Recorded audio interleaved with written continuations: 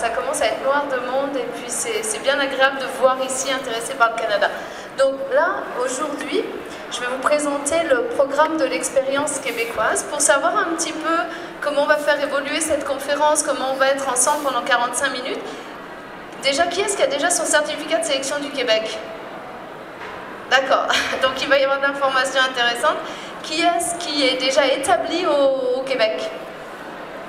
En cours de demande de CSQ? Ouais, proche de faire une demande de CSQ? Tous? D'accord. Des étudiants? Et puis le reste des travailleurs? Ouais, d'accord, super. Donc je m'appelle Natacha Mignon, je suis avocate au barreau de Paris puis au barreau du Québec et je suis associée d'un cabinet en immigration qui s'appelle le cabinet Imetis Services Juridiques. On fait exclusivement du droit de l'immigration, donc absolument tous les programmes. Et je vous dirais que le PEQ c'est une grosse partie de notre activité, on en fait presque à tous les jours. Et on a une présence donc à Montréal, à Toronto et puis à Paris. Alors, pour commencer les bases, pour les personnes qui ne sont peut-être pas encore établies ici, vous expliquez les grandes bases de l'immigration au Canada, comment ça marche. Donc vous commencez donc qui est-ce qui n'est pas encore établi au Canada? Ah, il y en a quand même. Vous êtes venus pour le salon? Ouais, super. Donc vous avez le choix, lorsque vous n'êtes pas encore établi au Canada, de venir soit en tant que travailleur ou étudiant, soit de venir comme résident permanent du Québec. Quand vous venez comme étudiant ou travailleur, vous allez avoir un statut jusqu'à 4 ans qui va être ensuite limité à une activité. Soit vous venez travailler, soit vous venez étudier. Vous avez la possibilité également, par exemple depuis la France ou depuis n'importe quel pays, de venir comme résident permanent du Québec. Par contre, c'est beaucoup plus long. Donc, est-ce que je peux... Les techniciens sont partis. Est-ce que je peux pointer avec ça? Ah oui, parfait. Donc, ce dont on va parler ici, ça s'appelle le programme de l'expérience québécoise. Le programme de l'expérience québécoise, c'est pour les personnes qui sont déjà établies au Québec, qui sont étudiants ou travailleurs, et qui vont pouvoir bénéficier d'une passerelle pour devenir résident permanent du Québec. Après la résidence permanente du Québec, c'est quoi la prochaine étape? La citoyenneté. Le Canada est un des pays les plus libéraux qui va permettre un accès à la citoyenneté relativement facile et dans très peu de délai. Vous n'avez aucun moyen de passer de travailleur ou étudiant à citoyen directement. Il y aura toujours un passage par la résidence permanente, quels que soient les revenus, quels que soient, parfois on me dit mais si on a un capital exceptionnel, ça ne change rien. On doit toujours passer par cette phase de résident permanent. Oups. Attendez. Donc, on va commencer par comprendre le PEQ et que vous partiez sur des bonnes bases pour que vous sachiez ce que c'est. Est-ce que tout le monde ici comprend la différence entre PEQ et CSQ?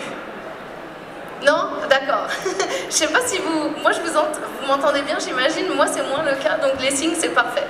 Donc, on va comprendre le PEQ. Donc au Québec, vous avez 2 paliers pour obtenir la résidence permanente. On va commencer par le palier fédéral qui va être concrétisé par l'obtention du certificat de sélection du Québec.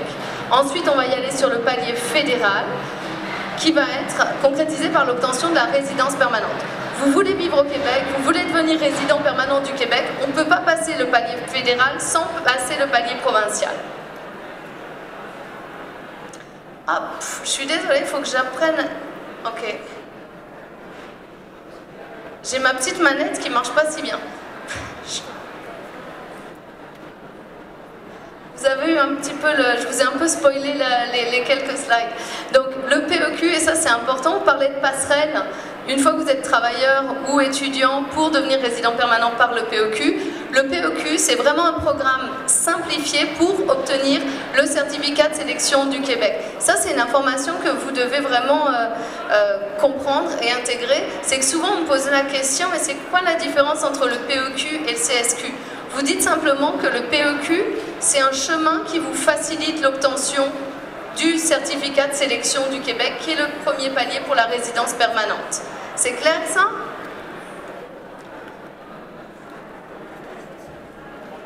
Oh purée, je suis vraiment désolée, mais c'est qu'elle ne marche pas tellement. Est-ce que je peux en avoir une autre? Elle ne fonctionne pas? On n'a pas une... Non.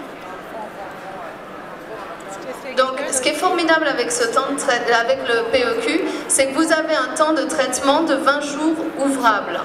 Ce qui fait une grande différence par rapport... Est-ce que certains d'entre vous ont essayé l'autre alternative au PEQ sur les programmes de travailleurs qui s'appelle Mon Projet Québec?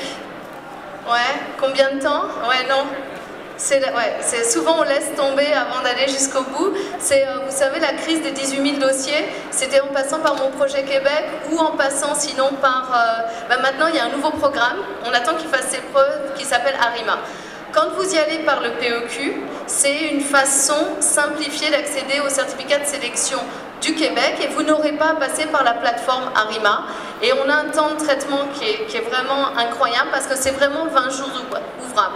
À partir du moment où vous envoyez un dossier qui est complet, que vous répondez aux critères, le 20 jours ouvrable est respecté.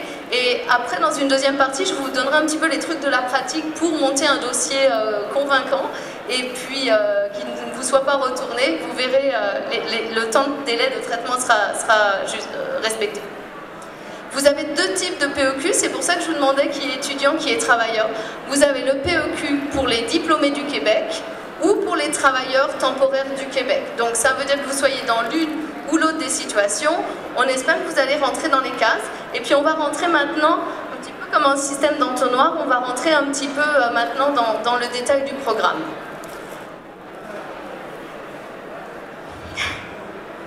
Donc on commence avec le PEQ pour les diplômés. Alors qui est-ce qui est étudiant encore dans la salle? Ouais, vous êtes pas mal quand même. Donc vous allez devoir détenir un diplôme du Québec admissible. Ça commence, c'est vraiment la clé. Déjà détenir un diplôme admissible, qu'est-ce que ça veut dire? Ça veut dire que tant que vous n'avez pas ce diplôme, tant que vous n'avez pas votre attestation de réussite, vous ne pouvez pas lancer la demande de PEQ. Et on le sait très bien, la loi a changé récemment. Avant, vous pouviez le faire jusqu'à 6 mois à l'avance, mais maintenant, c'est plus possible, donc ça ne vaut même pas le coup de vous y essayer. Diplôme admissible, et c'est là que c'est important quand on a, notamment s'il y a des personnes entre vous qui considèrent faire des études au Québec, mais qui ne sont pas encore installées, ça peut valoir le coup de bien vous renseigner, parce qu'il n'y a rien de pire que d'arriver au Canada, faire des études en espérant accéder à la résidence permanente, et puis s'apercevoir finalement qu'on n'est pas admissible au PEQ et qu'on n'a pas vraiment de recours pour devenir résident permanent. Donc les diplômes admissibles, il n'y en a pas tant que ça. Vous avez le baccalauréat, la maîtrise ou le doctorat.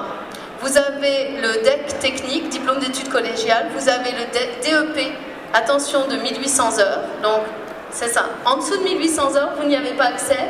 Si 1800 heures ou plus, vous avez accès. Et vous avez sinon un DEP également, qui va être suivi d'une attestation de spécialisation professionnelle, mais qui vont mener au même métier. Donc c'est vraiment une spécialisation dans le domaine de votre DEP.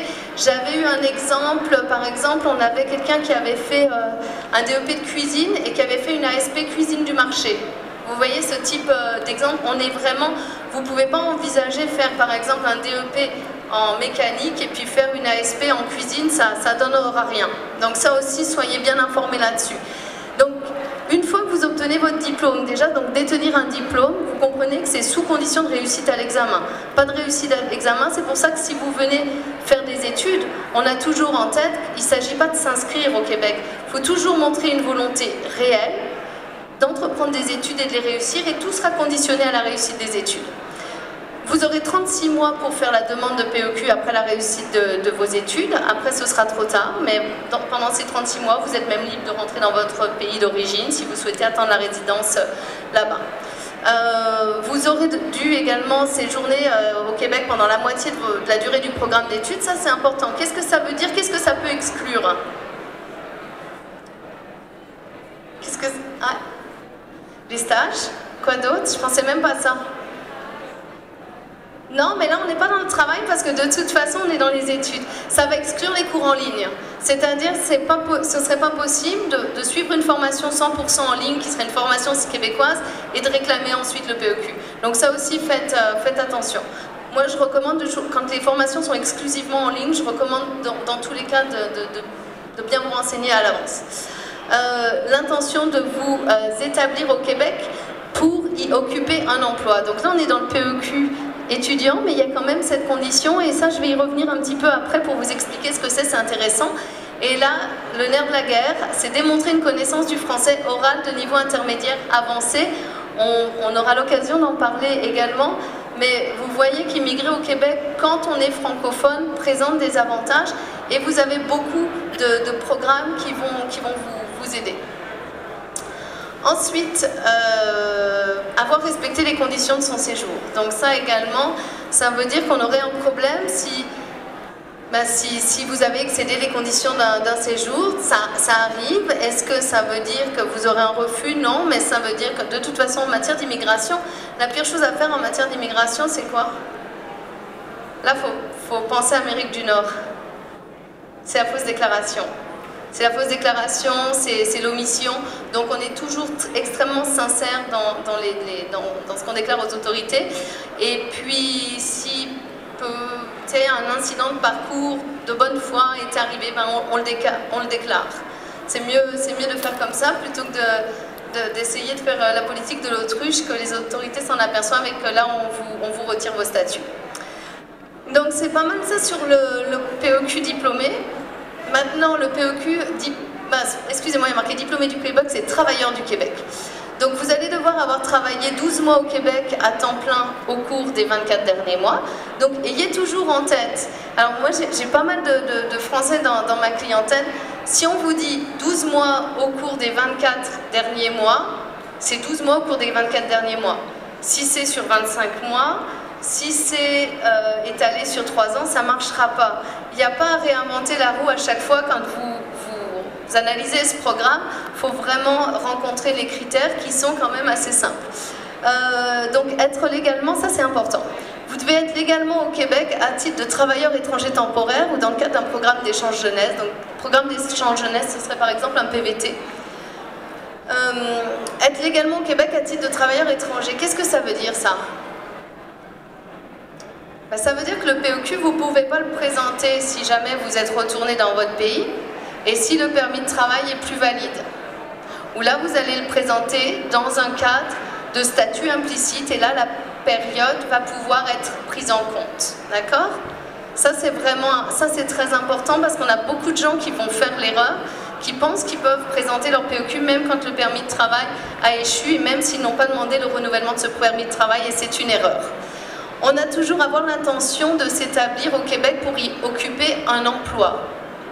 Ça, c'est la même condition qu'on avait pour les diplômés. Qu'est-ce que ça veut dire? Ça vous empêche de faire quelque chose. Ça veut dire que quand vous signez cet engagement, que vous demandez le certificat de sélection du Québec, qu'est-ce que vous ne pouvez pas poursuivre en parallèle?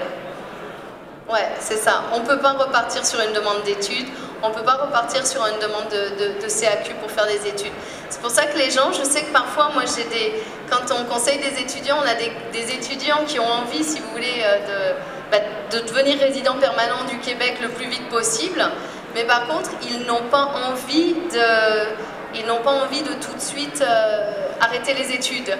Mais il y a un moment, on ne peut pas tout avoir, et puis c'est comme ça que le programme fonctionne. Donc il faut faire attention à ça. Et toujours le nerf de la guerre, démontrer une connaissance du français oral de niveau intermédiaire ou avancé. Quelques questions. Ouais. Est-ce qu'il... Non, je peux parler fort. Ouais, mais je pense qu'on peut vous donner un micro, parce que pour que j'entende. Essayez. Oui, avoir travaillé 12 mois, ça signifie quoi exactement? Est-ce que c'est 2 jours par semaine? Peu importe. Ou ça correspond à un volume horaire? Ouais, redites. Je demande, avoir travaillé 12 mois au Québec, ça correspond à quoi exactement? D'accord, je vais rentrer dans le détail. Là, c'est une parfaite transition d'ailleurs. Donc, 12 mois au Québec à temps plein, le temps plein égale 30 heures par semaine. Ces 30 heures par semaine, si vous arrivez à les faire en 3 jours, ça fonctionne. C'est vraiment la semaine hebdomadaire de travail qui va être prise en compte. Ce qui ne fonctionne pas en revanche, c'est si par exemple vous cumulez 2 emplois de serveur, 15 heures dans un restaurant, 15 autres heures dans un autre restaurant, là on ne va pas vous compter des semaines de 30 heures. Je sais que ça a pu arriver que certains agents l'acceptent, mais ce serait une mauvaise idée de... Voilà, mieux vaut trouver au moins 30 heures parce que c'est la règle. Important aussi, on parle d'un emploi salarié, pas un emploi à son compte. depuis... Ouais, est-ce que vous pouvez prendre le micro?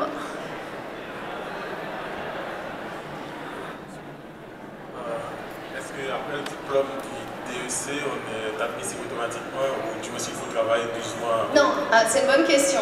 Vous avez le choix. Vous avez le choix, c'est-à-dire lorsque vous avez un DEC, vous êtes étudiant. C'est un diplôme qui va être admissible. Donc, vous allez pouvoir ensuite soit demander votre PEQ tout de suite, mais vous pouvez, à titre d'étudiant, mais vous pouvez attendre 12 mois en tant que salarié et le présenter sous ce programme-là. Donc en fait, vous avez comme deux PEC de disponibles. Généralement, c'est aussi bien de le faire dès que vous êtes admissible. Mais vous avez le choix. Tous les emplois sont admissibles. Ça, c'est une belle réforme qui date d'il y a à peu près 1 an, où avant, il fallait uniquement un emploi de niveau qualifié. Maintenant, c'est plus le cas. Quel que soit le type d'emploi, sous réserve qu'il soit salarié, fonctionne. Et le permis de travail, je pense que je l'ai déjà dit, mais j'insiste, doit toujours être valide ou en cours de renouvellement lorsque vous faites la demande. Ouais, je peux, c'est peut-être pour les autres.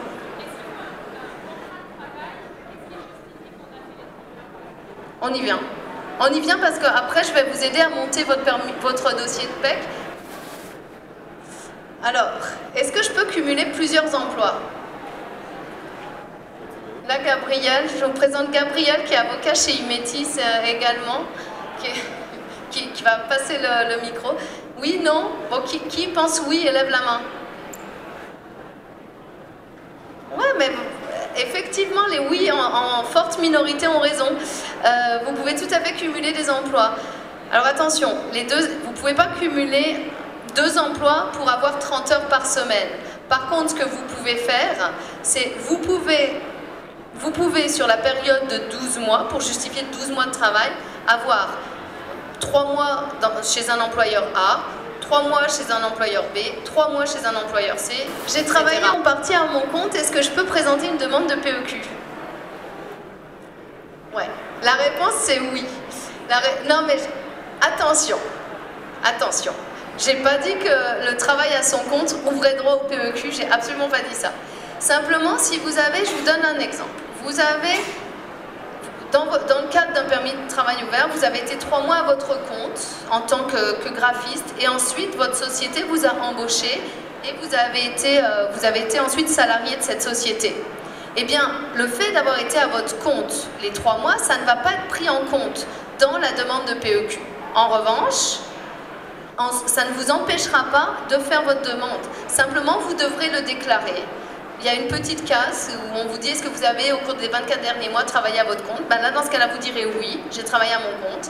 Et puis, généralement, dans ce cas-là, ils vont vous demander de fournir un avis d'imposition ou un T4 pour voir effectivement si jamais le travail ensuite que vous déclarez comme salarié est bien salarié. Je travaille 1 an en Ontario, quand même c'est le Canada, est-ce que je peux l'utiliser pour mon PEQ? Non, la réponse c'est non, c'est un programme de l'expérience québécoise, c'est un programme qui est géré au niveau du ministère de l'Immigration, de la Diversité, de l'Inclusion du Québec, donc il faut vraiment une expérience, que les 12 mois soient salariés, plus de 30 heures semaine et au Québec c'est impératif. Monter le dossier, donc c'est là que je vais répondre un petit peu aux questions techniques. Vous savez déjà que vous pouvez rattacher conjoint, et puis je vais conjointe, les enfants, les documents communs. Évidemment, vous avez en plus, envoyez pas s'il vous plaît un dossier de PEQ comme ça. Là, je parle des pièces à joindre. Vous avez évidemment les formulaires qui sont très accessibles sur le niveau oral, d'accord, le TEFAC. Compréhension orale, expression orale. Si vous obtenez au moins un B2, vous allez pouvoir être admissible au PEC. Si, vous pouvez vous éviter de passer ce test si par exemple vous avez étudié, votre cycle d'études est exclusivement en français. Là, vous allez pouvoir produire un relevé de note finale qui va attester. Et là, est-ce qu'il y a des ressortissants français? Ouais, il y en a. Bon, là, je parle vraiment pour vous parce qu'il n'y a qu'avec les ressortissants français que j'ai ce problème. On vous demande un relevé de note finale, on ne vous demande pas un diplôme. Alors ça ne sert à rien d'envoyer le diplôme parce qu'on ne va pas reconnaître votre niveau de programme qui est fait pour être facile. Donc ne le compliquez pas, n'essayez pas d'entrer dans des négociations avec un agent d'immigration en lui disant mais moi je suis français, c'est évident que je parle français. Ben, c'est évident pour vous, mais lui il applique la loi. Donc Vous n'avez pas vos notes, on en parle. L'établissement d'enseignement, d'accord? Ça, c'est impératif, c'est pareil, cette certification, on ne peut pas s'en passer. Si vous envoyez de simples copies, intention de refus. Vraiment, ce que je veux vous dire, c'est le PEC est simple, mais les exigences, extrait d'acte de naissance, ça va être pour les enfants. Jusqu'à récemment, les agents, je vous prends tout de suite, jusqu'à récemment, les agents d'immigration acceptaient les livrets de famille. Là, en ce moment, un petit peu moins. Ouais. Paxé uniquement, pas marié. Et ici, le Pax n'est pas reconnu. Oui. Puis c'est un papier, il y a 50 pages. Ouais. Donc, vous devez toujours avoir un statut actuel quand vous faites votre demande. Certificat d'acceptation du Québec si vous en avez eu. Preuve de paiement, évidemment. Si vous pensez que vous pouvez joindre le paiement dans un deuxième temps, si votre dossier est en cours avant de voir si votre dossier est probablement approuvé, c'est que vous ne connaissez pas encore le mécanisme de l'immigration au Canada et au Québec. Vous payez nécessairement un. Moi, je peux même vous partager un truc de la pratique. C'est que normalement, ils demandent de mettre le formulaire après certains documents. Nous, au bureau, la politique, on le met toujours devant, en premier, comme ça, ils savent que c'est payé. Et puis, je suis désolée. Bon, est-ce que mes proches peuvent être joints à ma demande de PEC? Je pense qu'on en a pas mal parlé. La réponse, c'est un oui massif, hein, donc vous en souvenez. Travailleurs temporaires, vous m'aviez posé une question, comment on prouve les 30 heures par semaine? Alors, vous allez les prouver en fournissant une fiche de paye. En fait, d'ailleurs, c'est 3 fiches de paye par période de travail. Donc, si vous avez les fiches de paye, vous allez avoir le nombre de semaines travaillées. L'autre façon de le prouver, je prends la question après, c'est l'attestation de l'employeur. L'attestation de l'employeur, elle va mentionner combien d'heures par semaine vous avez obtenu. Ça, c'est important également.